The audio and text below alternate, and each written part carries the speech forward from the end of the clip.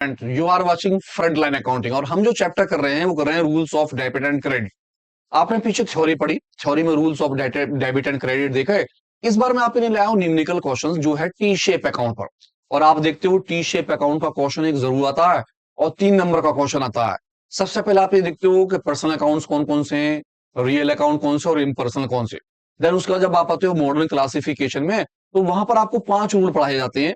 पहला एसेट्स, दूसरा लाइबिलिटी, तीसरा कैपिटल, चौथा रेवेन्यू और पांचवा हमारा होता है एक्सपेंसेस का। तो इन्हीं 5 रूलों के ऊपर डिपेंड है rules of debit and credit का टी शेप अकाउंट। अब टी शेप अकाउंट होता कैसे है? टी शेप अकाउंट इस टाइप का होता है, यहां सबसे ऊपर आप उस अकाउंट्स को लिख लेते हो जो अकाउंट्स आप बनाने वाले होती हो। सपोज कीजिए मैं मशीन का अकाउंट बना रहा हूं, तो मैं मशीन का नाम लिख लेता हूं। मैं बिल्डिंग का अकाउंट बना रहा हूं तो बिल्डिंग का अकाउंट्स, कैश है तो कैश, प्लांट है तो प्लांट्स, डेप्टर्स हो तो डेप्टर्स, क्रेडिटर्स है तो क्रेडिटर्स। ये साइड आपकी लेफ्ट वाली डेबिट की होती है और राइट हैंड साइड वाली जो होती है आपकी किसकी होती है? क्रेडिट की होती है। यहाँ पर एक कॉलम आ जाता है आपका अमाउंट्स का, इसी तरह यहाँ पर एक कॉलम आपका अकाउंट्स का अमाउंट का आ जाता है। और आपको ये फॉर्मेट कुछ इस टाइप का सा हो जाता है, यानी कि increasing decreasing particulars, amount particular amount, एक साइड डेबिट की और एक साइड क्रेडिट की होती है। तो इसे समझने के लिए पर एक छोटा सा क्वेश्चन लेते हैं। आप ध्यान से इस क्वेश्चन को देखिए और फिर समझिए कि rule of debit and credit कैसे बनाएंगे। तो आपके लिए क्वेश्चन है, कहता प्रिपेयर कीजिए टी शेप अकाउंट्स। किसका अकाउंट्स बनाना है हमें? T shape accounts. किस चीज का अकाउंट्स है? फर्नीचर का। तो आपने फोकस करना केवल फर्नीचर पर। अब सबसे पहले आपको ये देखना कि मेरा फर्नीचर जो है वो किस कैटेगरी में आएगा। आपके पास 5 नाम है। पहला नाम आपके पास क्या है? एसेट्स। दूसरा नाम आपके पास जो है वो कौन सा है? लाइबिलिटीज। तीसरा नाम आपके पास जो है उसका नाम था कैपिटल। और आपका चौथा नाम जो था वो था रेवेन्यू। और आपका पांचवा नाम जो था वो था एक्सपेंसेस। यानी इन 5 में से आपका फर्नीचर किस कैटेगरी में आ रहा है? तो आपको याद होगा कि फर्नीचर हमारे क्या होते हैं? एसेट्स। हमें ध्यान रखना है कि हम फर्नीचर यानी एसेट्स का टी शेप अकाउंट बनाएंगे। पहले सारी डीलिंगों को पढ़ लेते हैं और देखते हैं फिर टी शेप अकाउंट्स क्या होगा। कहता फर्नीचर परचेज करा 70,000 रुपए का। कहता फर्नीचर सोल्ड कर दिया 15,000 रुपए का। फर्नीचर डिस्कार्डेड, खराब हो गया, बेच डाला आपने, कितने का? 7,000 रुपए का। फर्नीचर फिर अगेन परचेज करा 8,000 का और इस बार डेप्रीशिएशन है। डेप्रीशिएशन मीन्स कीमत का कम हो जाना। फर्नीचर की कीमत कम हो गई है, कितने की? 2,000 की। तो ये सारी डीलिंग पढ़ने के बाद हमें सबसे पहले देखना है कि हम जो अपना अकाउंट्स बना रहे हैं वो इन 5 में से किस में आता है। तो मैंने देखा मेरा जो अकाउंट्स आ रहा है वो किस में आ रहा है? वो एसेट्स की कैटेगरी में। अब आप दूसरा काम आपका होगा क्या कि आप देखोगे रूल्स। आपके रूल एसेट्स और एक्सपेंसेस के मैंने 2 कैटेगरी में बांटे थे, एसेट्स और एक्सपेंसेस। एसेट्स के और एक्सपेंसेस के आपके जो रूल है वो आपके कौन कौन से रूल हैं? इंक्रीजिंग जो होगी वो डेबिट में होगी और डिक्रीजिंग जो होगी वो क्रेडिट में होगी। यानी अगर वो इंक्रीज होता है तो डेबिट में लिखा जाएगा, डिक्रीज होगा तो क्रेडिट में लिखा जाएगा।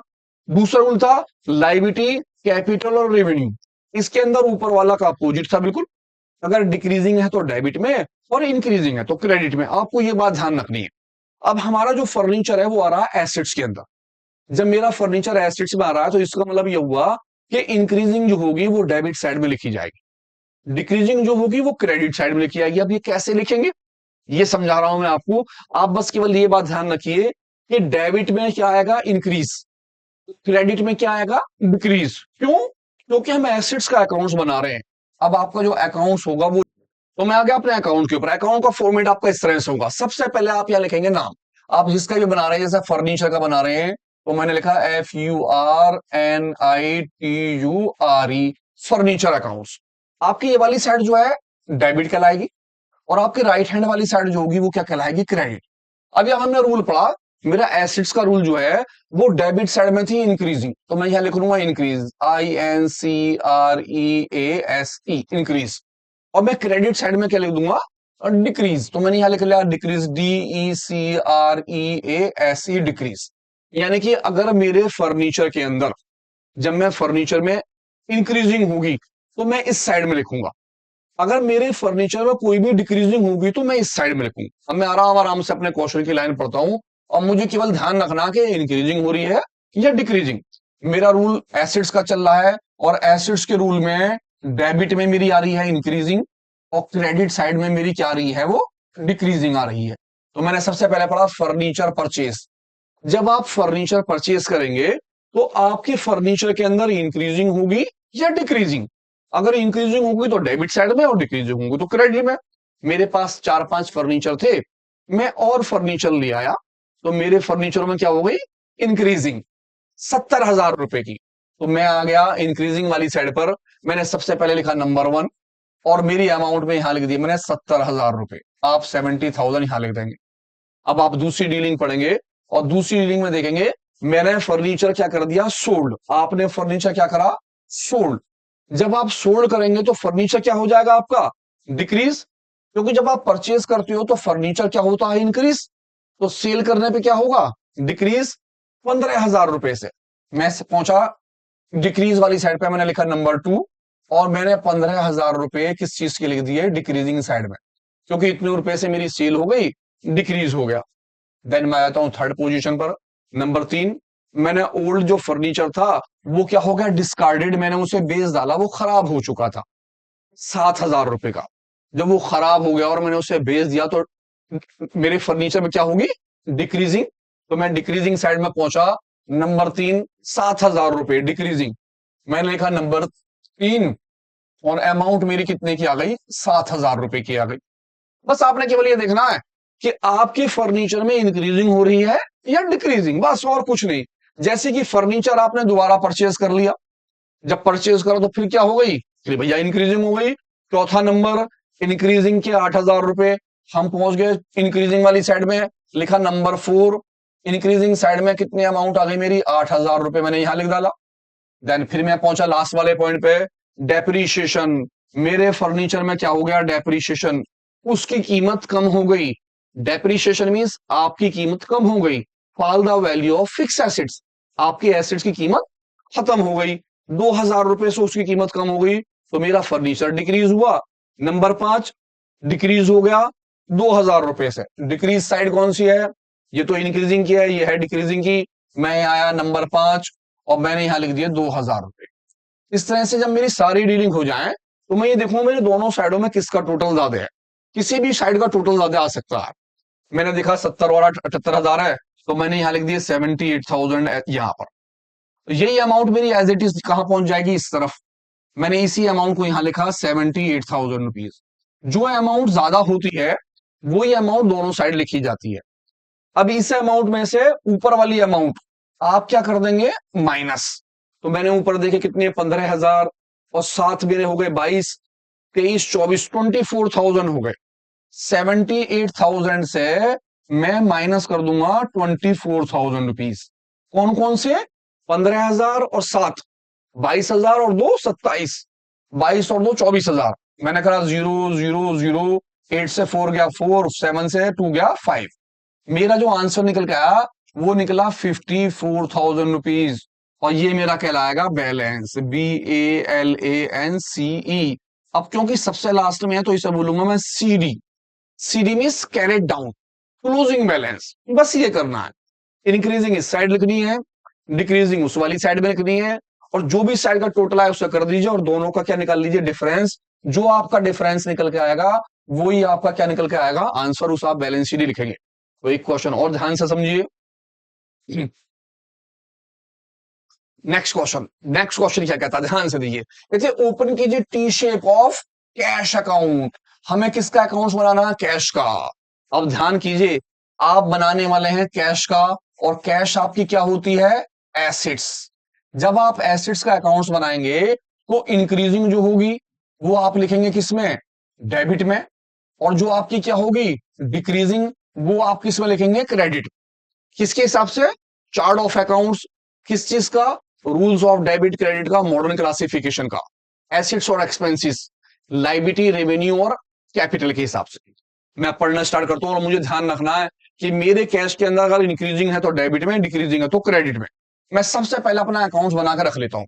मैंने अकाउंट बना लिया, मेरा कैश अकाउंट हो गया। मेरी ये साइड आपकी किस चीज की है? डेबिट की। और मैंने यहां लिख दिया इंक्रीज, INCREASE। मेरी साइड ये हो गई क्रेडिट की, और मैंने यहां लिख दिया डिक्रीज, DECREASE, डिक्रीज। ठीक है। अब हम पढ़ना स्टार्ट करते हैं और हमें बस केवल ये देखना है कैश, कैश में केवल मेरे कैश में अगर इंक्रीजिंग होगी तो वो डेबिट में लिखेंगे और डिक्रीजिंग है तो क्रेडिट में। मैंने कहा सोहन भाई साहब ने स्टार्ट करा बिजनेस किस चीज से? कैश से।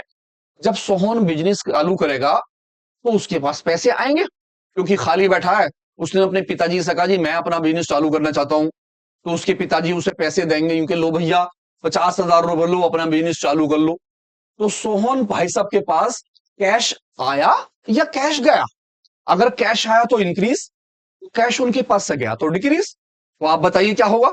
जी हाँ, क्योंकि उनके पास पिताजी जब पैसे देंगे तो कैश आएगा, तो कैश क्या हो जाएगा? इंक्रीज। इस कंडीशन में नंबर वन, 50,000 रुपए हम कहां लिखेंगे? इंक्रीजिंग में, क्योंकि उनके पास कैपिटल के पैसे आ गए। जो उन्होंने पैसा लगाया वो कैपिटल कहलाएगी। 50,000 रुपए से उनका कैश इंक्रीज हो गया। देन हम सेकंड कंडीशन पे आते हैं। वो कहते हैं परचेज गुड्स। अब उन्होंने माल परचेज करा, जब वो माल खरीदेंगे तो डेफिनेटली है उनके पास से कैश जाएगा। जब कैश जाएगा तो कैश क्या हो जाएगा? डिक्रीज।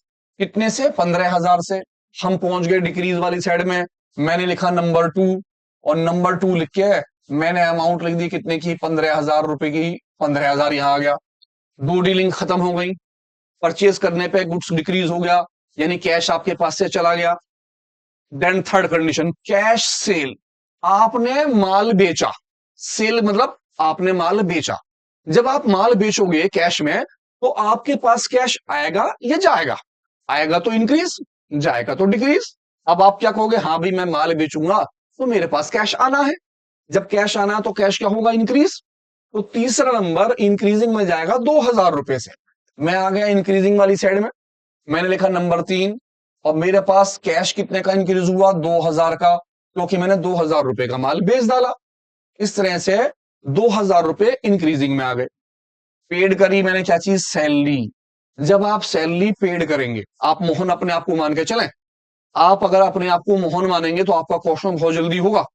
आप मोहन है, आपके पास 50,000 रुपए आए तो कैश इंक्रीज हो गया। आप मोहन है, आपने परचेस करा, आपका कैश डिक्रीज हो गया। आप मोहन है, आपने कैश में माल बेचा, आपके पास कैश आया, कैश इंक्रीज हो गया। अब आप मोहन है और आपने पेड करी सैलरी। जब आप सैलरी पेड करेंगे तो आपके पास से कैश डिक्रीज होगा। फोर नंबर, 5,000 रुपए का फोर नंबर पर कैश क्या हो जाएगा? डिक्रीज। तो 5,000 रुपए आ गए डिक्रीज वाली साइड में। देन इसके बाद हम आए नंबर फाइव। आपने इलेक्ट्रिक बिल जो है पे करा। आप कौन है? मोहन। और आपने इलेक्ट्रिक बिल पेड कर दिया कितने रुपए का? 2,000 रुपए का। जब पेड करेंगे तो क्या होगा? इंक्रीज या decrease? Yes, decrease. Number five, कितने पैसे? दोबारा देख लीजिए, पेड करे हैं 2,000 रुपए, तो आपके 2,000 रुपए आ गए डिक्रीजिंग वाली साइड में। और लास्ट वाली डीलिंग है, याद रखिएगा, आप है मोहन। Cash draw. ड्रॉ माने बिजनेस में से निकाला। किसके लिए? Personal use. आपका अपना कोई काम था, डोमेस्टिक पर्पस। आपने उस डोमेस्टिक पर्पस के लिए पैसे निकाल लिए, जिसे हम क्या बोलते हैं चैप्टर नंबर 2 में? ड्रॉइंग्स। आपने ड्रॉ करे, बिजनेस में से पैसे निकाले। जब पैसे निकाले तो कैश क्या हो जाएगा? डिक्रीज। कितने रुपए का? 2,500 का। तो आपने यहां लिखा 6 नंबर, कैश डिक्रीज हो गया 2,500 रुपए से। आपका सारी बातें खत्म हो गई। अब आप देखेंगे दोनों साइडों में मेरा टोटल कौन सा ज्यादा है। ये 50,000 है, ये 2,000 है। 15,000, 5,000, 2,000 और 2,500। तो इस हिसाब से ये टोटल ज्यादा है। मैंने दोनों टोटल को नीचे करा, 52,000 रुपीज। और यही वाला टोटल मेरा कहां पहुंच गया? Opposite side. मैंने इसे दूसरी साइड में लिख दिया 52,000 रुपीज। और मैं इस 52,000 में से ऊपर के सारे पैसे क्या कर दूंगा? माइनस। 15,000 और 5, 20,000, 20 और 2, 22, 23, 24, 24,500 रुपए क्या हो गए? माइनस 005। यहां हो गया 11 से हमारा 4 चला गया, 7 आ गया, यहां आ गया 4, 4 से 2 गया तो 2, यानी कि मेरा जो आंसर निकला वो निकला 27,500। और यहां मैं ले दूंगा बाय बैलेंस। और क्या? CD. CD means closing balance. ये जो आपका आंसर निकल के आया वो आपने यहां रखा। ठीक है, उम्मीद करता हूं समझ में आएगा। और एक बात और याद रखिए, आप कौन है? आप कौन है? सोहन। तो मम्मी पापा को बता दीजिए कि अब आप बदल गए हैं, आप हो गए हैं सोहन। ये तो मजाक की बात रही। ध्यान से क्वेश्चन देखिए, उम्मीद करता हूं पसंद आया होगा। नेक्स्ट वीडियो मिलते हैं एक नए क्वेश्चन के साथ, डेब्टर्स और क्रेडिटर्स का अकाउंट्स लेकर, टी शेप अकाउंट। जुड़े रहिए फ्रंट लाइन अकाउंटिंग।